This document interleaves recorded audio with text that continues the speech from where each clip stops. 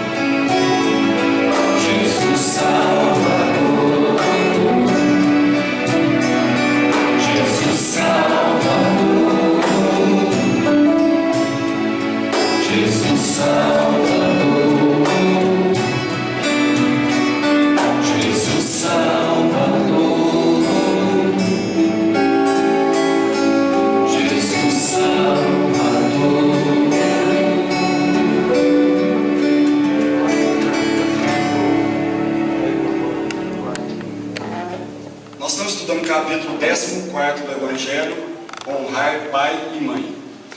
É lógico que o Evangelho foi codificado numa sequência muito lógica. Então, no capítulo anterior, não saiba a mão esquerda o que dá a mão direita. Tem tudo a ver com o contexto desse capítulo aqui também. E na sequência, fora da caridade não há salvação. Nós vamos pular, que mais para frente nós vamos voltar para completar o estudo da noite aqui, falando um pouco desse capítulo também.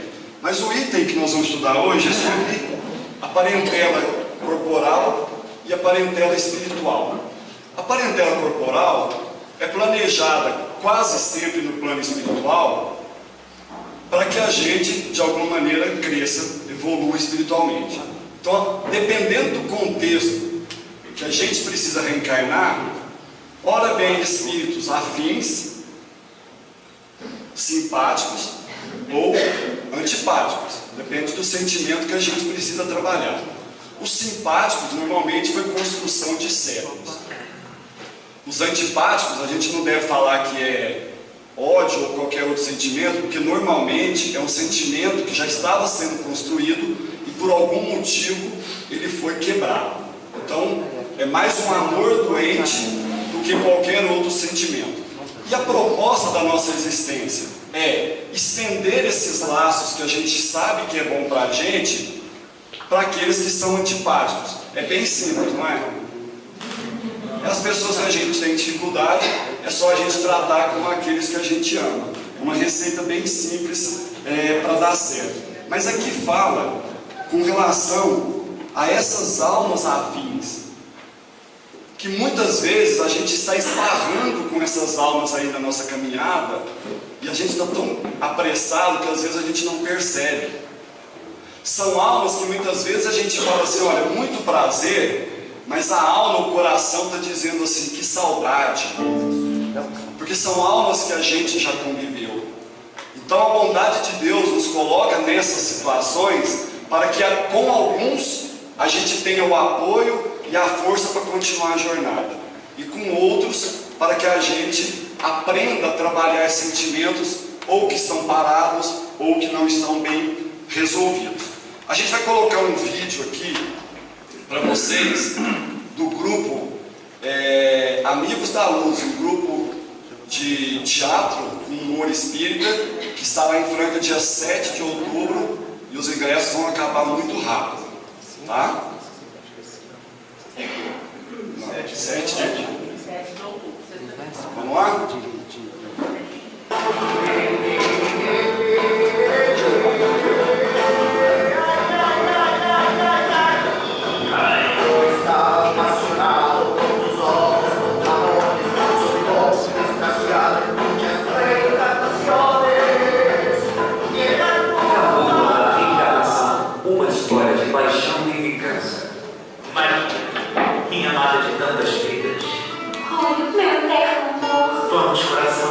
Tenho o prazer de mais uma vez na Terra pedir sua mão em casamento. Como seremos felizes! Vamos reencarnar juntos! Não tô depressa, Maria Gonçalves! Ladrão Pedrinho, você é carne e osso. Mas vocês são morta. Então, sem carne e osso. Mas sou eu mesmo. O que você quer conosco? Já não basta tudo que nos fez sofrer em nossa última vida no México? Acalme-se, querida. Eu cuido dela. Como cuidou da última vez, não é, seu crápula? O que quer dizer com isso, sua bruxa? Pensa que não sei quem provocou o acidente que me tirou a vida? Você, Gil Martínez. Oh, Julio, isso é verdade? Claro que não. Foi um acidente de avião. Como eu poderia provocar algo assim? Como ele poderia provocar algo assim? Como? Eu digo como. Tenho uma revelação a fazer. Não foi ele que provocou o acidente de avião. Essa é a sua revelação. Isso foi o que acabou de dizer. Não acabei a revelação ainda. Dá para esperar eu acabar? Obrigada. Não foi ele que provocou o acidente de avião. O avião atravessou assim no meio do deserto e eu, meus caras, sobrevivi. O sol saiu quase tarde. A única coisa que me aconteceu foi perder meu olho esquerdo. Só consegui sair da ilha porque o índio que morava lá fez uma calor para mim. Índio? Mas a ilha não era deserta? Perguntas mais perguntas. Tu tudo se parecerá, como dizia, sair da ilha da jangada que o índio me deu. Não deixes fazer as coisas, assassino! Aquela falou que dou, e aí sim morri. E você, Júlio Martins, era o índio! Diga que é mentira, diga que é mentira. Ela está certa, meu amor. Eu era o índio. Oh, Júlio. Fugi para aquela ilha quando você, Maria Gonzalez, foi obrigada a se casar com o Paulo Cabrão, o cigano marqueiro de Guadalajara. Oh, Júlio. E lá fiquei isolado no sofrimento, até que vi cair do céu um avião e de dentro saiu Laurinha Pelim, tateando pela areia em busca do seu olho. Me disfarcei de índio e dei uma canoa para me beber dela. Uma canoa curada. Não sabia que estava furada. Eu lhe dei em perfeito estado. Então quem curou? Eu fui a canoa, Laurinha. Mas não de propósito. Também estava naquela ilha. Fugi de Paulo Cabrão, o cigano marqueiro de Guadalajara, e fui em busca do meu amado amor. Oh, Maria! Mas lá chegando, só encontrei um índio distraído fazendo uma canoa. Quando ele não olhava, tirei uma lástima dele da canoa para fazer fogo e cozinhar uma ostra que havia achado fora da concha. Eu estava faminta. Uma ostra? Aquela praia tem ostra? Achei uma perto dos destroços do avião. Era o meu olho esquerdo! Vocês nunca se livrarão de mim, malditos! Nunca os deixarei em paz! Gente, por favor, não espera com isso. Há quanto tempo estamos indo e voltando nesse ciclo eterno de paixão e vingança? Há muitos séculos, Maria. Desde que nós três vivimos na China Antiga e eu troquei a Laurita por você e 2 vacas numa feira. Então, já está na hora de dar um fim nisso tudo. Precisamos nos perdoar ou ficaremos para sempre presos. Tem razão, querida. Vamos pedir para voltar mais uma vez os 3 juntos, mas dessa vez com um compromisso de viver em paz, o que acha, Laurita? Não custa tentar. Então vamos. Tem vaga para mais um. Paulo Cabrão, o cigano marqueiro de Guadalajara. Não veja o próximo capítulo de A Tua Carência na Sua Vida. Apenas você perdoar, aí encontrou a sua vida. Afinal, Estava fascinado por os olhos.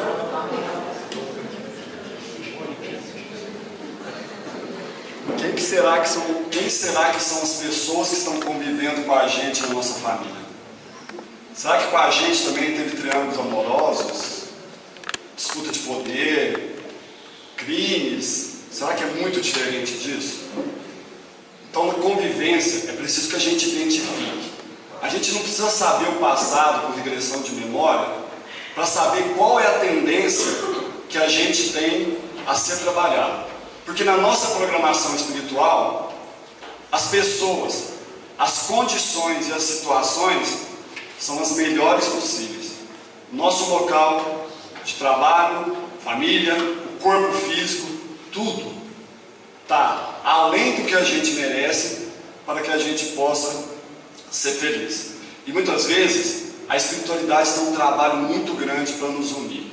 Porque às vezes a gente está tão disperso nos prazeres do mundo que a gente se distrai e distancia daquelas pessoas que estão na nossa programação espiritual. Vamos precisar contar da nossa história. Pode? Um pouco, Suzy? Música romântica um pouquinho, fala aí. A gente estava na nova era. Você que chegou atrasado, né? Eu sentado numa sala de estudo e só tinha um lugar do meu lado, na sala inteira. Daí chega a Suzy e o irmão dela. E aí uma pessoa fala assim: Suzy, entra nessa sala aqui. E o irmão dela foi para uma outra sala. Eu já era bem espiritualizado na época. A Suzy ainda estava nos barzinhos da vida, né, Suzy? Ou não, era o contrário. Acho que era o contrário. E aí, ela pegou na minha mão nesse dia. Ai, que mentira. Eu peguei na mão dela e a gente saiu namorando, conversando esse dia. E tão logo a gente percebeu que foi realmente um magnetismo que nos atraiu, por um sentimento de carinho, de amor, lógico, mas também a gente percebeu logo quais eram as tendências e os sentimentos que deveriam ser trabalhados. Não colocando como exemplo, não estou dizendo isso. dizendo que a gente percebeu qual era esse sentimento. E começou a perceber também as pessoas que estavam com a gente. Pode parar a música que agora não vai ser romântico e vai entrar a parte da minha sogra. Eu já ia percebendo, por isso que eu parei. Logo em seguida, a gente estava numa festa, ela não tinha falado que a gente estava paquerando, e aí ela perguntou para minha sogra, olha, tem um moço aqui que a gente está quase namorando, eu queria saber se a senhora adivinha quem é. Ela falou assim, aquele loirinho lá, do olho verde. E a Suzy ficou encantada, como é que ela acertou de primeira? Ela falou assim, porque foi o que eu menos gostei na festa. E a gente está trabalhando esse sentimento. Ela é uma professora para mim de paciência. Eu estou testando a minha paciência com ela, a gente já evoluiu bastante. Nós estamos levando ela em viagem, a última que a gente foi para a praia. Eu tentei levar ela naquele passeio de banana boat, sem boia, ela não quis. Tentei levá-la para dar comida para os tubarões no aquário do Guarujá, ela não quis. Mas a gente está convivendo muito bem. Brincadeiras à parte, é isso mesmo. Isso mesmo. Nós vamos reencontrando as pessoas que estão trabalhando o nosso autoconhecimento. Quando os sentimentos são de amor, puxa vida. Então eu já estou dentro de mim com a condição de amar. E quando não é um sentimento de amor, que é um sentimento antagônico, puxa vida, eu ainda não estou amando essa pessoa. Então, aquele sentimento que eu penso que é o outro que está tendo comigo, na verdade, é eu me conhecendo para eu perceber qual sentimento que eu preciso trabalhar melhor. Quando Jesus fala, quem são meus pais, meus irmãos, é claro que Jesus não estava falando dele. Porque Jesus é o coordenador do nosso, não é só do nosso planeta, do nosso sistema. Jesus não tinha distinção que uns eram mais ou menos. Ele já tem esse sentimento de irmão, e o irmão mais velho, quase um pai que cuida de todos nós. Então Jesus estava falando de nós naquele momento ali. Algumas pessoas, a gente já tem laços espirituais. Então, os laços corporais do sangue, nem sempre eles perduram na espiritualidade. Muitas vezes se perdem. E se não tiver nada a ser reparado, muitas vezes a gente nem revê esse espírito. Muito difícil, porque sempre a gente está criando muitos laços. Mas os laços espirituais, eles vão cada vez mais aumentando. E estando no plano espiritual, lógico que eles vão ser mais fortalecidos ainda. Mas eu queria que a gente tivesse um outro olhar também para essa frase de Jesus. Quem são os meus pais, os meus irmãos, as pessoas que estão convivendo com a gente? Quem são no sentido do que? Quem são eles na minha história? O que é que eu preciso saber da história deles para eu simplesmente compreender? Em vez de eu distanciar, porque hoje em dia está muito comum assim, tá ruim, mas tá bom. Para que eu vou ficar convivendo? Se não está tendo nada de positivo, e às vezes a gente vai adiando alguns compromissos. Então, quando nesse processo de autoconhecimento eu percebo as minhas tendências, aí também eu vou começar a perceber que o outro também tem, assim como eu, uma história diferente. E que muitas vezes essas histórias se cruzaram e ficaram problemas mal resolvidos. Que muitas das vezes não precisa de muitos e grandes esforços, precisa de boa vontade e que realmente a gente queira resolver. Então a gente já sabe por que essas pessoas estão conosco, e aí a gente passa a olhar então para que essas pessoas realmente estão conosco. E aí a próxima música fala um pouco dessa situação, que a partir do momento em que eu percebo que a gente não tropeça em pedras muito grandes, a gente tropeça em pedras pequenas, a gente vai entender e melhor relacionar com essas pessoas.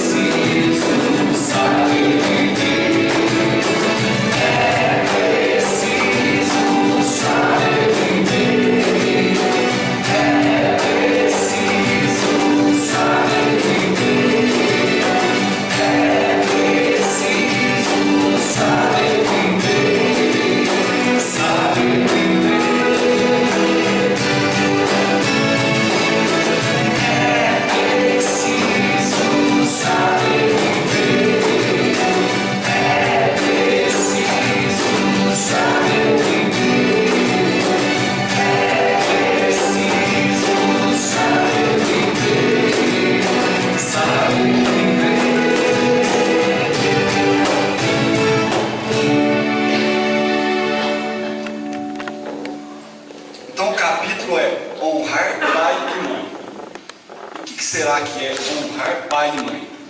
Com certeza vai ter significados diferentes para todos nós.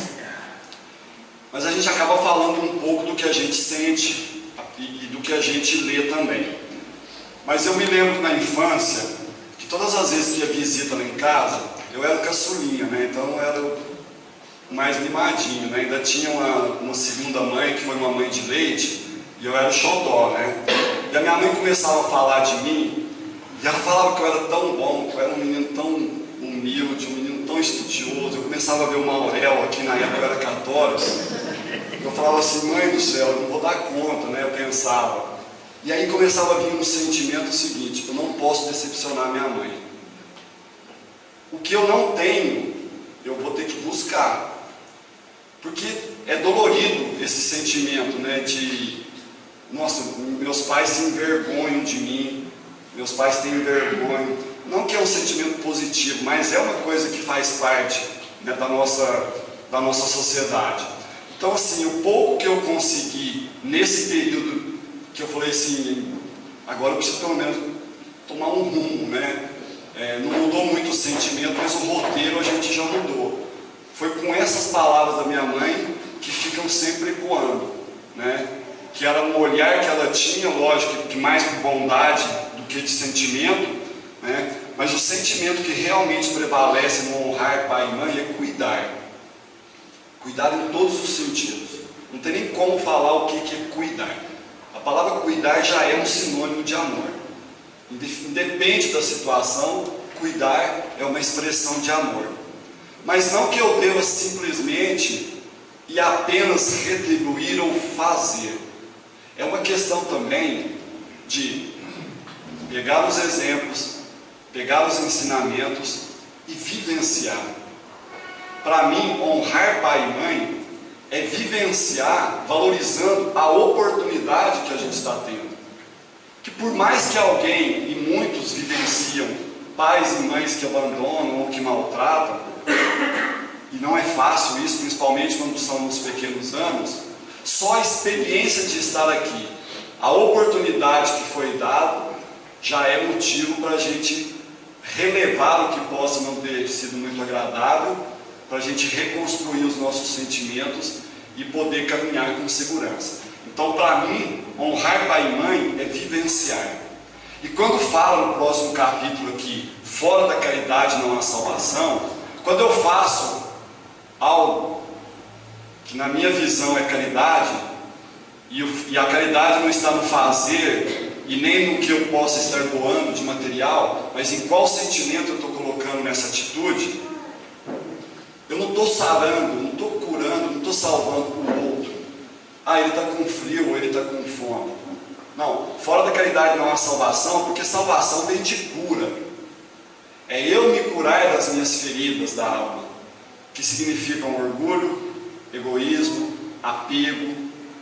Então, quando eu estou buscando vivenciar essa caridade, eu estou anulando essas imperfeições e criando sentimentos novos, e aí tudo na vida começa a convergir, tudo começa a ser nesse mesmo sentido. Então, nas nossas relações, em que esses laços de parentesco são de antipatias, ou em qualquer outra situação, mesmo quando não são consanguíneos, a caridade não é no que eu faço, é naquilo que eu mudo. Porque o melhor para uma relação não é o que eu estou fazendo para o outro, é o que eu estou melhorando dentro de mim. Porque quanto mais amor eu tiver, esse amor vai transbordar. E ao transbordar amor, eu envolvo o outro com esse sentimento. E muitas vezes eu não preciso fazer nada. Só o olhar, só estar do lado em algumas situações, o outro já se sente amado. Tem uma frase que eu gosto muito que diz que o que as pessoas nos falam, quase tudo a gente esquece. Mas a gente não se esquece de como o outro nos tratou. Então que a gente tenha muito cuidado nas nossas relações, com o olhar. Para mim é o principal. Às vezes a gente até fala algo aparentemente positivo, mas o olhar contraria. E muitas vezes a gente não fala nada e o olhar envolve em amor e a pessoa se sente acolhida. Põe aquela foto para a gente, por favor. doenças da alma, irritabilidade, mau humor, ironia, agressividade, maledicência, ira, reclamação constante de tudo, prazer em ferir emocionalmente os outros, e a cura para as doenças da alma: oração, meditação, prática da gratidão, indulgência para com as limitações dos outros, auto-perdão, amor por si mesmo. Começando pelo amor por si mesmo, eu me amando, o resto tudo vai caminhar bem. Quanto tempo que a gente vai levar para chegar nesse processo, vai depender de cada um de nós.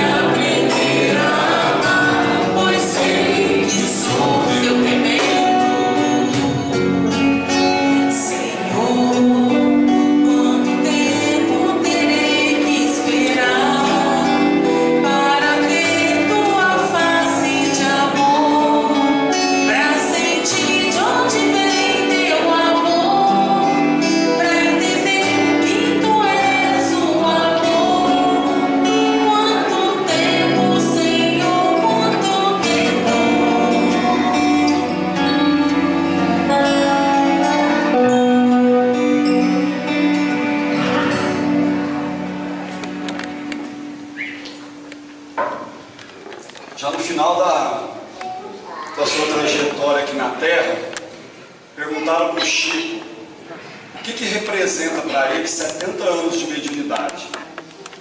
E ele responde que quando ele começou a encontrar Emanuel, ele se afastava da cidade para poder conversar com mais calma. E próximo aonde eles se encontravam tinha um pântano de águas podres, onde floresciam lírios maravilhosos e perfumados. E ele disse que ele se comparava ao lodo desse pântano, que mesmo ainda com muitas imperfeições, podia, através do trabalho dele, colher lírios tão perfumados e lindos, que era a presença da espiritualidade nas mensagens. Ou seja, floresça onde estivermos, independente se o ambiente não é favorável, que a gente possa florescer, que a gente possa crescer. Dom Helder Câmara disse que eu precisei mudar muito para ser quem eu sou. Ou seja, eu precisei mudar muito, precisou morrer muito em mim para ser quem eu sou. É preciso desconstruir algumas coisas, alguns rótulos que temos de outras pessoas, alguns sentimentos, alguns valores. Muito do que a gente construiu como sendo um modelo de felicidade, a gente vai percebendo, como falou naquela música anterior, é preciso saber viver, que são ilusões, que ou vai nos tornar loucos ou na solidão. E é isso que muitas vezes acontece quando a gente sai do nosso roteiro. Sou o que sou e o que ainda vou ser. Olha só.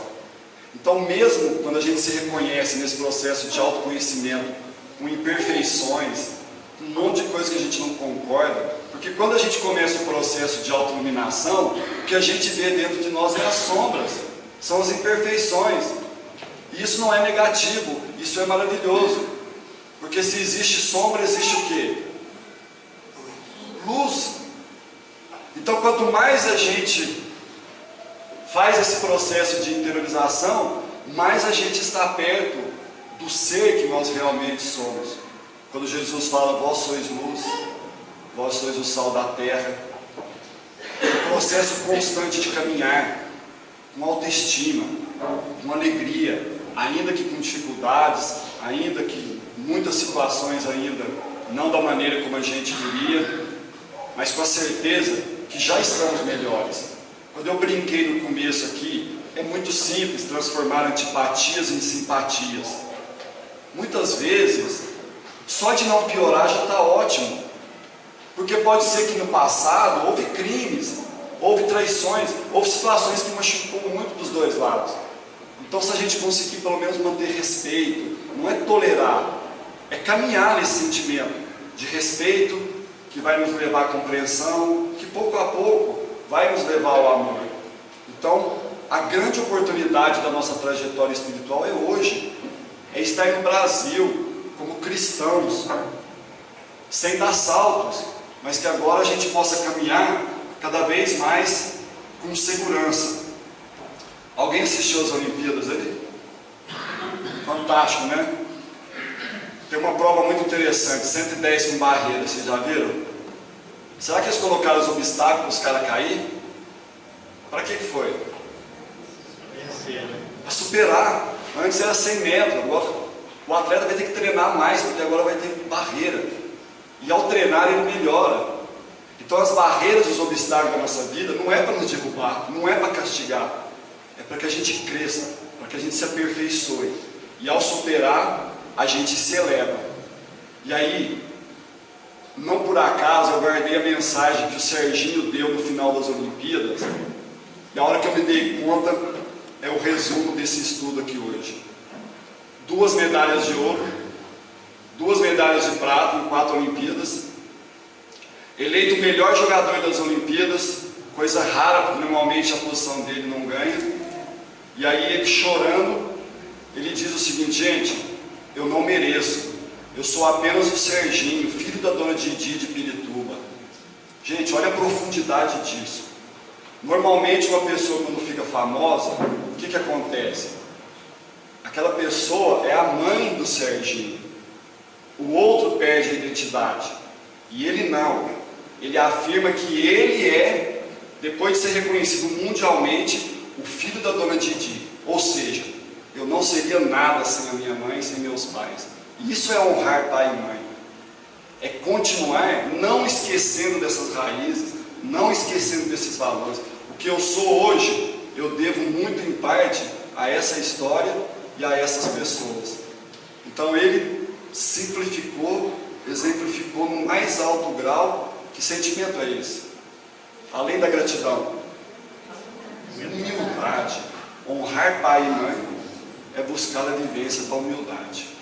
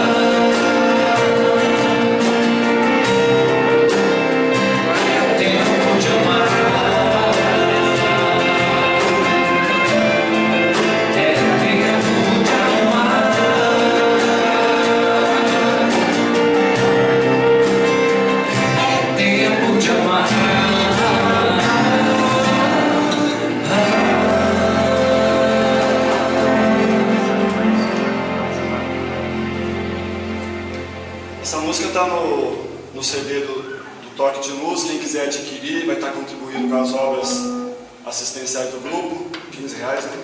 R$15. Estou feliz, estou mais emocionado que no começo. Por mim eu ficaria conversando com vocês aqui até uma meia-noite. O Valentim já me deu um toque aqui debaixo da mesa, que deu o horário. Mas tão importante quanto as palavras, as músicas, foi ter reencontrado vocês. Os que eu não abracei, espero abraçar no final. Quem abraçou pode abraçar de novo. E fiquem com Deus.